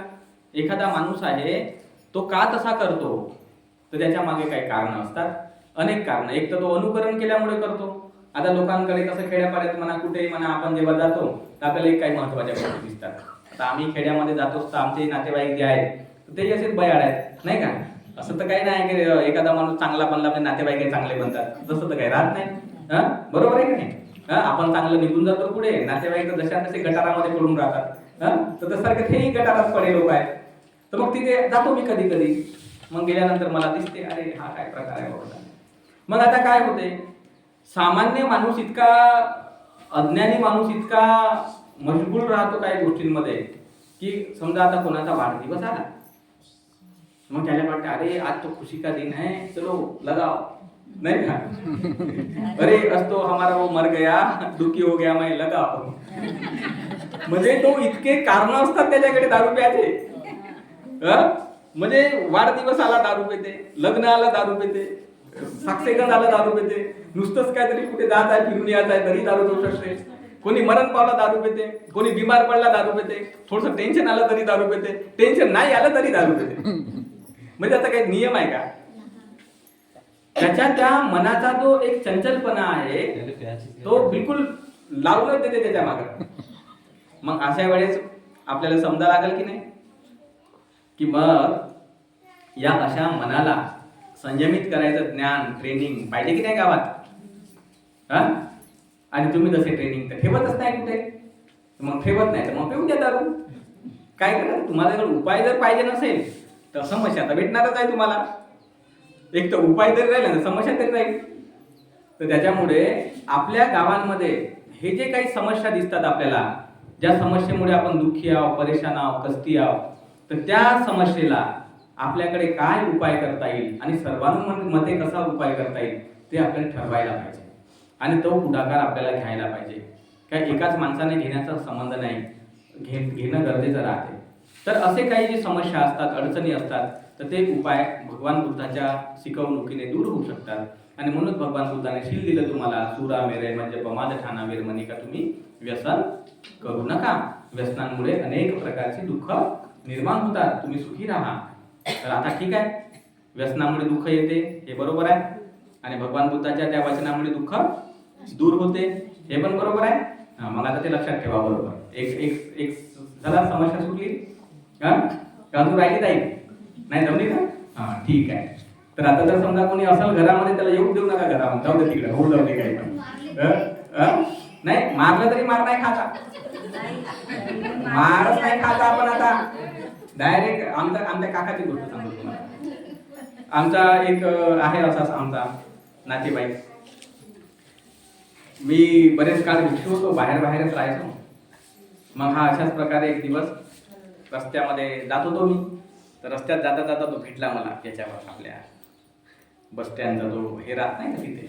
अचानक तिथे थांबलो होतो मी, तर तो अचानक आला, तिथे भेटला. अरे म्हणून इकडं कुठे म्हटलं, तर त्यामुळे इकडे थोडंसं आलो होतो म्हणे, काम होतं म्हणे. म्हटलं कायचं काम होतं म्हटलं, तर आम्ही दवाखान्यात गेलो होतो म्हणे. दवाखान्यात काय झालं म्हटलं, दवाखान्यात झालं ते चांगलं दिसतंय म्हटलं. नाही म्हणे थोडंसं पण लिव्हरमध्ये नाही का सूज आहे. डॉक्टर म्हणला म्हणे का दुखत आहे वगैरे, सूज आहे. म्हणजे पेन म्हणलं दारू अजून नाही म्हणे आता कमी केली. अरे म्हणजे कमी काऊन केली म्हटलं. नाही म्हणे पहिलं नाही का थोडीशी सस्ती होती म्हणे, आता 90 का 100 रुपयाला भेटते म्हणे. त्याच्यामुळे मला तेवढी आहे म्हणे महाग, आणि आता लिव्हरवरही सूज आली म्हणे. तर त्याच्यामुळे म्हणे आता थोडंसं कमी केली म्हणे. म्हणजे बरं झालं म्हणलं कमी तरी केली, वाच म्हणलं थोडं. म्हणजे हे काही समस्या, काही अडचणी अशा राहतात. मग एक दिवस गावाकडे गेलो होतो त्या दरम्यानच्या काळामध्ये, आणि मग हा दारू पेला की मग कधी झगडा करणे, आपल्या पत्नीला काहीतरी अपशब्द बोलणे, मुलींवर मारासाठी जाणे. दारू त्या माणसाचा कधी कधी होश नाही राहत ना जाग्यावर, कधी कधी राहते, कधी कधी नाही राहत. तर मग असा तो प्रकार चालला. मग त्यावेळेस म्हटलं हे काय बरोबर नाही. मग आमच्या काकूला सांगितलं, म्हणजे तू आता हे कधीपर्यंत सहन करतेस, नाही का. एक दिवसाची थोडीच गोष्ट आहे म्हणलं, आता हे खूप वर्ष झाले म्हणलं असं तुझी चाललेलं आहे. तर परिस्थिती तुझ्याच हातात आहे म्हणलं, तुलाच हिंमत करायला लागेल. तसाही तो मारतेस ना म्हटलं, शिव्या देते न करून कातरला 2 शिव्या दिल्या, अजून मारा, दुसरं काय करायला म्हटलं, त्याच्याकडे दुसरं काय करण्याचं. मग तिचा भाऊ पोलीस होता ते याच्यामध्ये. म्हणजे तुझा भाऊच पोलीस आहे म्हटलं, तू काऊन चुपचाप बसली म्हटलं, जा म्हणलं दे रिपोर्ट त्याच्या नावाची, बघू म्हणलं काय. नाही म्हणे पण नवरा होय म्हणे. अरे नवरा होय पण मान्य आहे ना, नवरा होय पण नवऱ्यानं प्रेमानं राहतं. मग आपण लग्न कशासाठी करून दिलं मला तुम्ही सांगा. तुमच्या बापाने लग्न दिलं कशासाठी करून? झगडे करासाठी करून दिलं का प्रेमानं राहण्यासाठी करून दिलं? हा, एवढे मोठे लव्ह मॅरेज लोक करतात, तर लव्ह हा शब्द वापरतात ना का हेट मॅरेज करतात?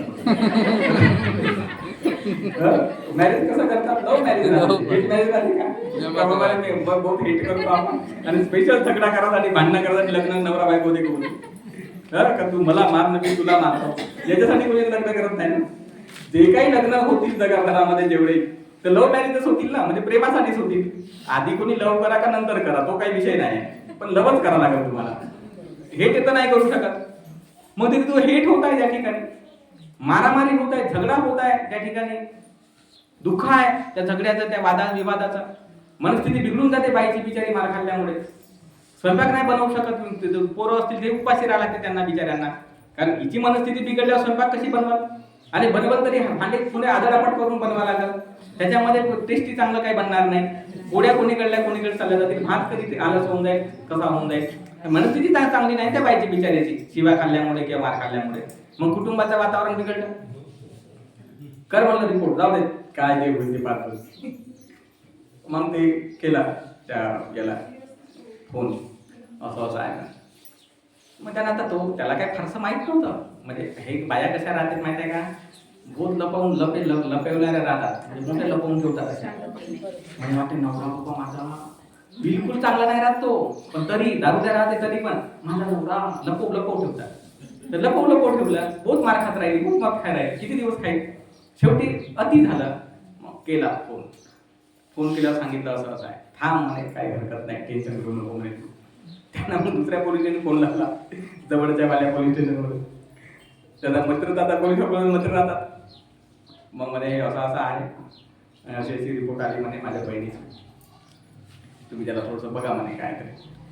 मग पोलीस गेला एक त्यांच्याकडे. अरे म्हणे चल म्हणे. अरे म्हणे काजी म्हणे साहेब म्हणे, नाही ते तुमचा तो आहे ना म्हणे तो नातेवाईक, त्याने पाठवलं म्हणे मला. तर चल म्हणे ते भेटायला आलेले आहेत म्हणे. आता याला वाटलं चला गेला भेटासाठी. त्याला वाटलं भेटासाठी, बोललो गेला. काय गेला, ठेवलं त्याला रात्रभर जेलमध्ये टाकून. बिलकुल सुट्टी दिली नाही त्याला. 2-4 दंडे लगावले त्याला. दारू पितो म्हणे मूर्खा, पत्नीला मारतो, मुलींना मारतो, त्यांचे पुस्तकं फाडतो, काही पण करतो. असं तसं चांगले सबक शिकवला त्याला. आणि याच्यानंतर म्हणे थोडंसं तरी असं काही दिसलं की तुझं काही खरं नाही म्हणे, आता अशी धमकी बिमकी दिली त्याला, सोडून दिला. आता तो मारू नाही शकला, त्याला मोठा राग येऊन होता. मला असं केलं, मोठा त्याला राग येऊन होता. पण राग याला पण सांगून ठेवलं होतं ना, जर काही आलं रे बाबा इकडे दणकवा. शेवटी त्याचा लिव्हरवर सूज आली आणि किंमतही जास्त होऊन गेली दारूची. आणि असाही प्रकार घडला. आता तो दिवसभरामध्ये 2-3 बाटल्या पिणारा माणूस आता अर्ध्या बाटलीवर आला अर्ध्या बाटलीवर. म्हणजे आता होश पूर्ण जगत आहे. म्हणजे जो पूर्वीचा तो तिला त्रास होत होता, माराचा, धोडाचा, शिव्या द्यायचा किंवा अपमान करण्याचा, तो आता त्रास संपला. आता तो त्रास नाही. पेते, त्याला म्हटलं पेत जा, काही प्रॉब्लेम नाही. कारण आता काय सोडू नाही शकत ना तो. कारण तो आता कसा म्हणजे 2 वर्षापासून पेत आहे तो. आणि आता ते पेणाऱ्या माणसाला सोडता नाही येत. आणि त्याच्यामुळे तू सोडत नाही, ठीक आहे ना, पण तेवढी कशाला जास्त पेते मरासाठी. मरू नको, तू जिवंत राह. मग थोडीशी पे, 1 गुट पे, 2 गुट पे, आणि जगत राह. तर तो बरोबर 8 दिवसातून 15 दिवसातून एवढी टुमकुली पेऊन टाकते लहानची. 50-100 रुपये जमा झाले का, आणि मग येते चुपचाप राहते. असा सबक शिकवा लागते. तुम्ही सबकच नाही शिकवाल तर मग अन्याय सहन करत राहाल. आणि एकीकडे भाषणामध्ये म्हणत राहाल की बाबा साहब ने बता दिया है हमको कि अन्याय करने वाले से अन्याय सहन करने वाला ज्यादा गुन्हेगार होता है. आणि घरातच गुन्हेगारी आपल्या चालली आहे सहन करायची. तर त्याच्यामुळे आपण हे लक्षात घ्यायचं. काय पैसे, हा ते पोलीसवाले राहते, ती पण तुमची समस्या आहे. त्याच्याबद्दल मग तुम्ही कमिशनरला फोन करा. प्रत्येक गोष्ट उपाय आहे आपल्याकडे. तर त्याच्यामुळे आपण हे लक्षात घेतलं पाहिजे की व्यसनाधीनता म्हणजे हा एक सिंपलचा विषय आपण घेत आहोत की व्यसनाधीनता हा विषय आपल्या समाजामध्ये पसरलेला जर असेल तर त्याच्यावरची उपाय कोणत्या नाही कोणत्या पद्धतीने आपल्याला सॉर्ट करावा लागेल. आता हे थोडंसं आमच्या नातेवाईकातलं किंवा जवळचं उदाहरण होतं म्हणून मी हे उदाहरण तुम्हाला सांगितलं. हेच सगळ्या ठिकाणी लागू होते अशातला भाग नाही. तुमच्या घरगुती वातावरणानुसार, तुमच्या नातेवाईकांनुसार ते अलग अलग पद्धती असतात त्याच्या. तर एक उपाय आपल्याला कोणता नाही कोणता करून आपल्याला आपल्या नातेवाईकाला त्या व्यसनातून कसं बाहेर काढता येईल हा प्रयत्न केला पाहिजे. तर आपल्या घरामधली ती सुख शांती जी आहे ती कायम होऊ शकल आणि ती आपल्याला चांगल्या प्रकारे लागू शकल. तर ठीक आहे, हा एक विषय जो आहे तो आपल्या लक्षात आला की ते दुःख आहे आणि त्या दुःखातून आपण बरं झालं पाहिजे. तर आता आपण किती विषय समजले आतापर्यंत? 2 विषय समजले. एक म्हणजे अंधश्रद्धेचा विषय समजला का त्याचा आपल्या दुःखाशी काही संबंध नाही, त्यातून सोडून दिलं पाहिजे. दुसरा विषय समजला काही व्यसनाधीनता वगैरे जो विषय आहे तो पण आपण सोडून दिला पाहिजे. तर आपलं जीवन सुखी होण्यासाठी जे काही नियम भगवान बुद्धाने दिले तर ते नियम अशा पद्धतीने थोडे लागू करता आपलं जीवन चांगल्या मार्गावर येऊ शकते. ठीक आहे, तर आपण या ठिकाणी हा जो विषय होता दुसरा विषय व्यसनाचा तर तो या ठिकाणी दुःखाच्या संदर्भातला तो आपण या ठिकाणी निपटवलेला आहे. आता अजून काही शंका या बाबतीमध्ये? हा, तर आता काही आता शंका नाही ना या बाबतीमध्ये? हा विषय लक्षात आला तुमच्या, बरोबर आहे?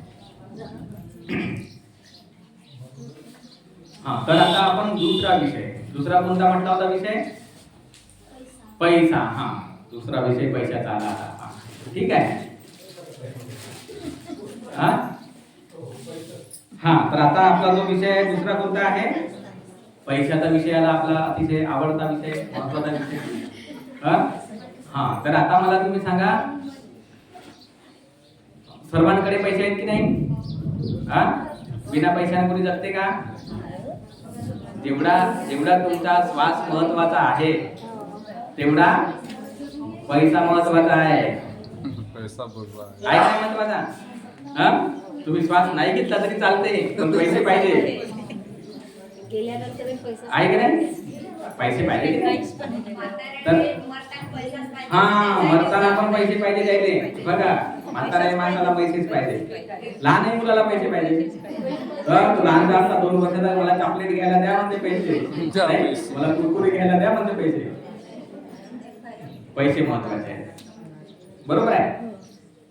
तर आता प्रत्येकाच्या जीवनामध्ये पैसा हा महत्वाचा आहे आणि त्याच्यामुळे आपल्याला पैशाच्या बाबतीत थोडासा विचार करावा लागल.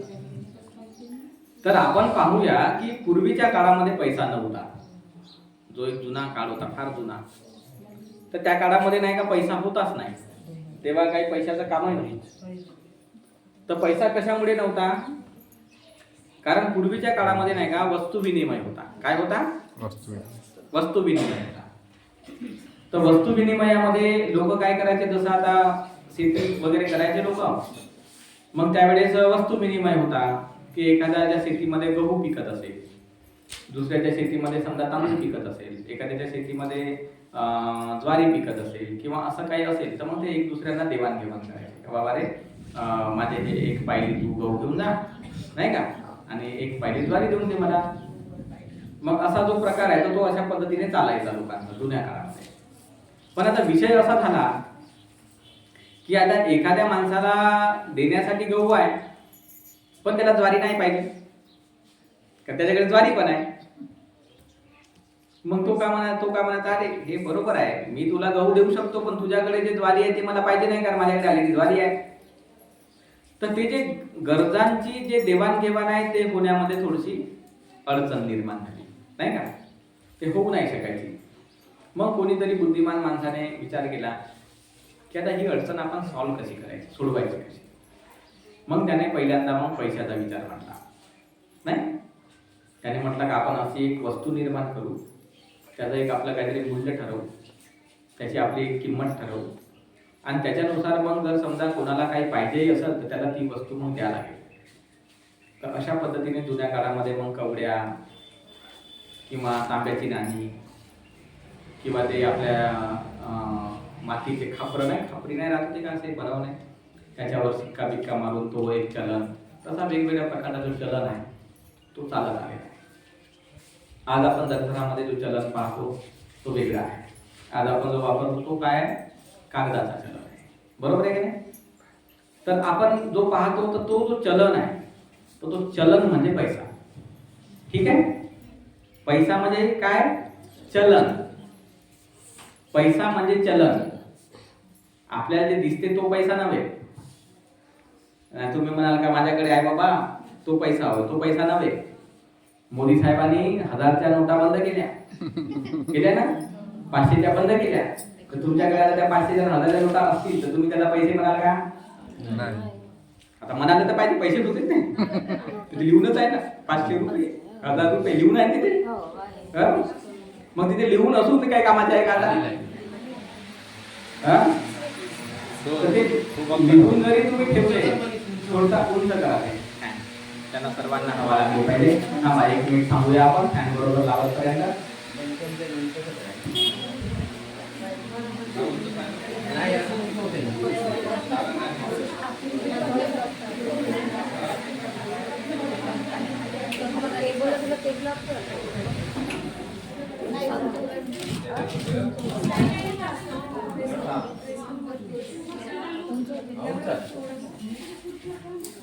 म्हणजे सरांना पण हवं लागतं. हा ठीक आहे, काय हरकत नाही. सर्वांना बाकीच्यांना लागली तर बंद करून दे. थोडंसं करा बरं. झालं का? हा? आवाज जास्त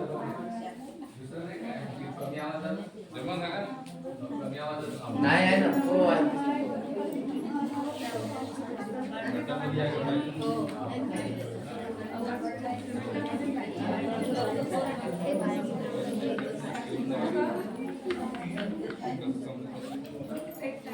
पाणी घेऊन यायचं. हा ठीक आहे ना. काय रे बाई बाहेर बाहेर आहे. प्रकारचं ठेवा. हे बॅटरीचं काढून घ्यायचं म्हणजे त्याला काय तुम्ही त्यातून बाहेर काढ इकडून नको काढ. हे जो या होता.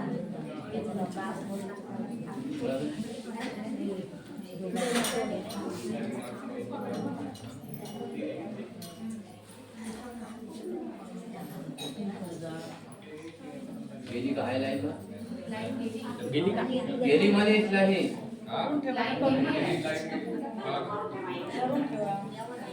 करून ठेवा. बरं करून ठेवा, ऍडजस्ट करून ठेवा. येईलच ती आता. ऍडजस्ट करून ठेवलं म्हणजे बरं राहते.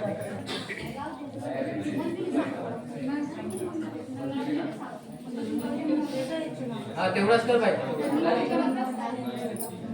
हा तेवढंच. आहे ना नाही आहे ना आहे ना.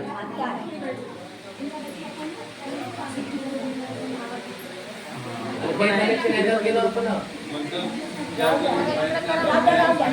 बरं जाऊ द्या काय. सचिन हे बॅटरीचं कनेक्शन काढलं असतं ना याच्यावर चालतं ना. हो हो बरोबर आहे. आहे ना ते चालू आहे ना. नाही नाही पण बॅटरी उतरून जाईल ना. बॅटरी उतरून जाईल ना मग. थांबा, बरोबर ते बंद करा. म्हणजे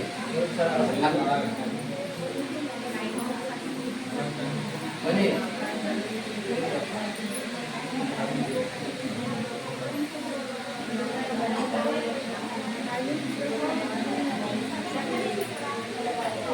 लक्षात ठेवतो बाहेर मग नाही बाहेर बरोबर करायचं.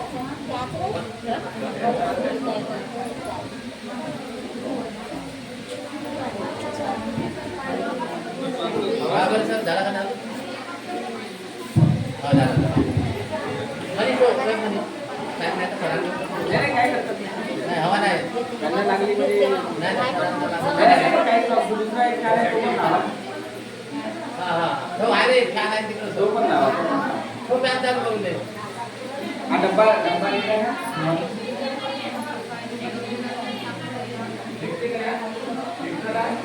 त्याला धागा नाही लावाले म्हणजे त्याला बोर्ड पाहिजे होता रे तिकडून लावला होता.